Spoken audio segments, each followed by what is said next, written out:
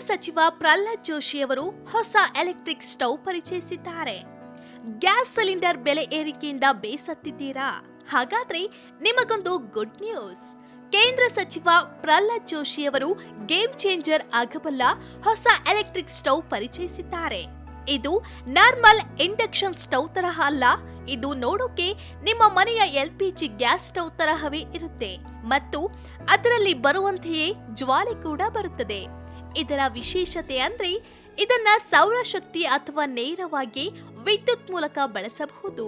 ಇದು ಸಂಪೂರ್ಣವಾಗಿ made in India ಮತ್ತು ಗ್ಯಾಸ್ಗಿಂತ ತುಂಬಾ ಕಡಿಮೆ ಖರ್ಚಿನಲ್ಲಿ ಅಡುಗೆ ಮಾಡಬಹುದು.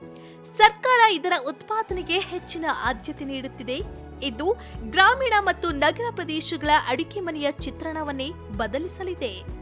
ಈ ಹೊಸ ತಂತ್ರಜ್ಞಾನದ ಬಗ್ಗೆ ನಿಮಗೇನನ್ನಿಸುತ್ತೆ?